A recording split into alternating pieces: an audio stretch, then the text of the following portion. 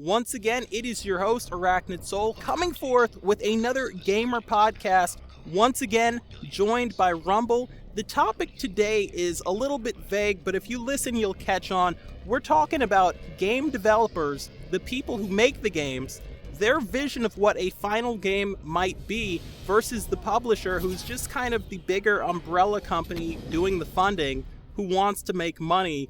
We've had a lot of examples of this, but first of all, let me introduce Rumble. Rumble, what is going on? Not too much. How are we doing today? Are you feeling good? I'm feeling good. Yeah, I'm feeling good. Weather's nice. Hopefully the people are active down below in the comment section. Yeah.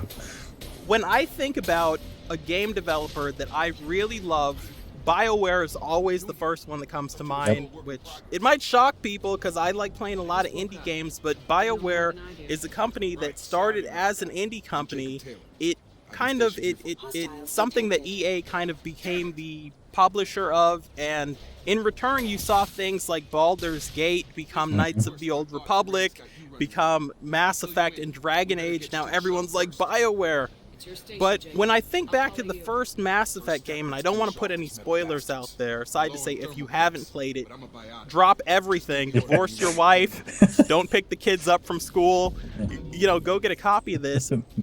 But there were concepts in the original Mass Effect, some of the optional dating things where two people of the same gender could date, and BioWare really wanted it, and EA was like, ooh, that might cost us a couple of copies once Fox News finds out about that.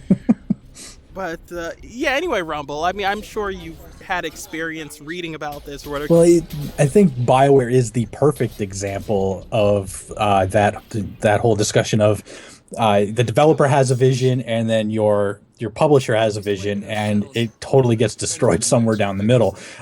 Mass Effect 3 is the biggest one that I can think of simply because of the ending. A lot of people were very disappointed with the ending, and I think it's because BioWare had a vision of what they were going for with it, and EA was just pushing, like, get it done, and it just came off like a cookie cutter type deal. From a past game they've already done. So if you had to pick a company that probably gets slapped with that problem the most, it's probably BioWare. Now, last time you were here, we talked about pre-ordering games, and I didn't want to go back into it, but real briefly I will, because I played Mass Effect 3 really, really, really late. I didn't pre-order it. So what I got was the BioWare added patch, which was a completely different ending that was 45 minutes long.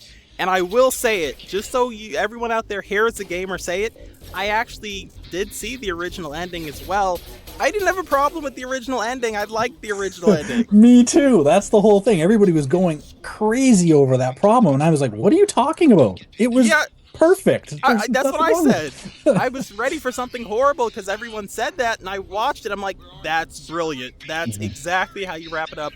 But, okay, so not just talking about BioWare the whole time. I mean, we've seen other companies. We've seen, pretty much a publisher will say, well, we just want to make money. The developer wants to make a good game, and the publisher will bring people into a room and has, people tested. What do you think about this? What about a female character? What about a male character? I mean, why are there not more? I wish there were more African American, Latino, all sorts of things, Native American video game, protagonists, but this is why it hasn't traditionally sold, and it might even sell better, but they're like, we don't want to test that. Why risk it? Well, another problem that these developers always run into with their publishers is it's a time crunch too. So when they're asked, when people want, let's say they want a black protagonist or a female protagonist, whatever, it doesn't matter. It comes down to, do we have time to create a new voice, get new voice acting, get new quest lines, get new dialogue changes for a completely different character. So you're not going to get what you want out of the game, especially if the developer really wants to do it. You got your publisher sitting there going, we don't have time, hurry up, we don't have time. So we'll never know if the game would sell better either, because we haven't had a chance to even see it. But it's okay, so you play a Mass Effect game or a Dragon Age game, and the first thing you do is create your character. The character can be black, can be female, can be anything you want it to be. You know, you don't have to change animations, you don't have to change the voice acting or whatever. But it still comes down to, when you look at the cover, there's a white male on the cover. To the point where it's like, you would think that they would, you know, EA would say, you know what, for the third game, instead of just having like that flippable cover that we had on the second game, we're just going to put FemShep on the cover of the third game. But EA's like, no, we'll sell 3 less copies of it. We're not going to risk it. Hey, I loved the FemShep cover, by the way. That thing was amazing. Yeah. It looked great. It looked better than the male shepherd. I'm not gonna lie. Yeah, I thought so too. Because like the male shepherd, when take another look at that cover, everybody take a look at that cover. He is a generic male hero. Like you look at him and you don't see anything really special about him. Now go on the other flip and look at Geralt for Witcher 3. Now that's a character, dude. Like, my God, like, he resonates hero. You know, there's a reason why he's the main character, you know. But with Mass Effect, he felt very generic. It was his voice that made him stand out more than anything.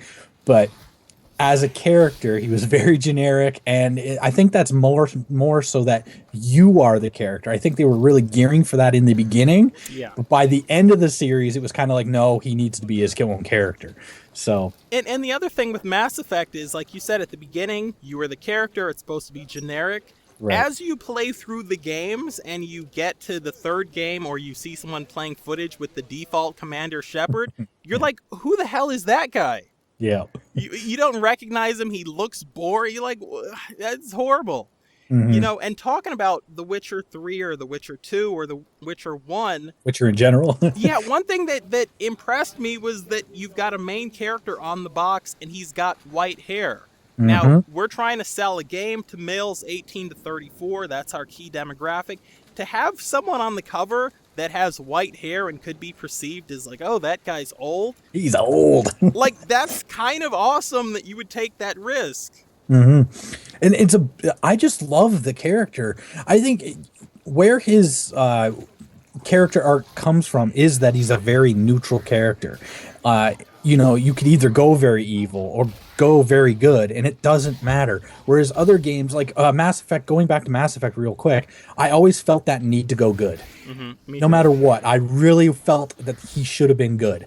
Whereas with Geralt, I'll cross the line so many times. It's like, you know what? This guy's ticking me off. I'm going to kill him. Why? Because that's what Geralt would do. You know, like you don't think that he sees in good or evil. No, he's just, this is what's best for me now. Yeah, I tried a Renegade playthrough of Mass Effect, the whole series, like after I'd spent millions of hours and dozens of playthroughs, and I'm like, I'm going to be Renegade. And literally 10 minutes in, I'm like, I just feel like a dick. I can't do this. Mm-hmm. When I'm being short with Ashley Williams and, you know. It feels wrong. Well, also, since you're so attached to these characters, you spent hundreds of hours with them, you love them, you care about them, mm-hmm. and now you're just going to be a dick, and they, like, most of the characters don't give it back to you, like... Yeah, that's what bothers me about it, though. It's because these people are supposed to have your back. You know what I mean? And how are they going to have your back if through the whole game you're treating them like garbage? Exactly. So it just bothers me that they even give you that option. It's like, no, because they got to save me later, you know? Yeah. It does add to replay value, and there are some people I know who played Renegade no problem, and when they told me that, I have to admit, I looked at them in a different light. Mm-hmm, you know, slightly, I understand it's a video game, and it's like, really? So when so-and-so said, hey, can you go to my planet? We're potentially going to have these issues. I'm trying to be so vague to not spoil anything for anyone who hasn't played it. And you're like, you know what? Screw your people. Screw the future of your people in the past 400-year war. I don't give a shit. Let your planet blow up. You know, as we look forward at a time where, you know, we're next gen now, which that's such a generic term. People can watch this 15 years from now and be like, oh, he must be talking about PlayStation 9. Yeah. But we're in the era right now where you've got, I'm going to mention them first because they need the publicity, the Nintendo Wii U that brilliant next-gen console that I'm sure everyone out there owns. But there's a couple of other next-gen consoles maybe you haven't heard of. There's one called the Sony PlayStation 4.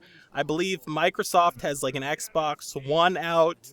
But not one, but one. Right, right. Something like that. Yeah. But we're seeing now there's more indie companies that have been successful selling games on console or been successful on PC. We can talk about the wild success of Minecraft and how much that game took to develop versus how much the game ended up making. You know, Wow. you talk about a small developing studio. So we're going to see more and more of these publishers who were like, you know what, for like really little money at all, we can take a risk on this small indie developer and maybe we'll be the next Minecraft. They won't, but you know, they'll think that. So we're going to see more and more of it. And the thing that indie games have that makes them successful, that AAA games don't have a lot of the time, is the balls to try something that isn't tried and true, to take that risk. And I wonder, Rumble, do you think that we're going to kind of see a, not complete genocide, but to some degree genocide of like indie companies, the ones that team up with these big AAA publishers? Yeah, I kind of see that happening. I don't know, when you start seeing that the money being thrown their way, like I want to keep using No Man's Sky as an example, because now not only have they been getting money from Sony, but we're also seeing that it's going to be somewhat of a Sony exclusive as far as we're seeing. Yeah. I mean, Sony PC, it's still going to come out on PC, but when they first announced this game, it felt like it was going to be for everyone.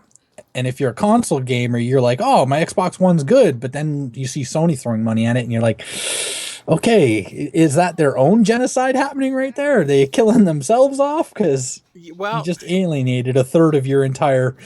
Yeah, but you know, the thing is also, if you're an indie developer and you don't have many people on the staff, maybe you're the only person, like, you know, that game Fez where it was 2 guys and then became 1. 2, yeah, and then 1, yeah. You know, you think, well, maybe if I make this game, I can make 30 grand off of it. All of a sudden you have this, Sony's like, you know what, we'll pay you right now 10 times what you thought you could make in a best case scenario with this game.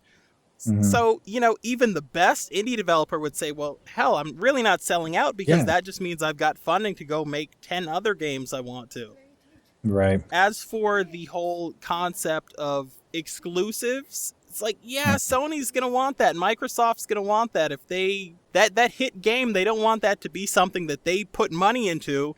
And now people are like, well, yeah, I know Sony put money into it, but it's on Xbox now. And man, all my friends have Xbox. I'm going to get it on Xbox because Sony's like, well, that's a console we missed selling. I think people just, you know, watch these games. They're really, it's just getting really muddled as far as I'm concerned when it comes between indie and AAA at this point. I really think the indie title is going to disappear again, and it's all going to be an A to AAA studio anymore. Yeah. It's just, you know, really watch what you're buying, people. Watch what you're buying. Right, and if you don't want that to happen, what you can do is go out there and actually purchase indie games, legit indie games. Yeah, legit indie. Look at the publisher. When it's an indie developer and it's the same name for the publisher or another indie publisher, like, that's awesome. That's real. You know, and by the way, the indie games that some people out there hate, they have the concepts that will then be stolen later on by the AAA games that you'll love. So, with that said, it has been your host, Arachnid Soul, intellectual, voracious, and passionate about maybe someday having Rumble back if his schedule isn't too busy, you know, shoveling snow up there. Yeah, definitely. Leave your comments in the comment section. Follow me on Twitter at Arachnid Soul, and we will catch you girls, guys, and everyone else in between later.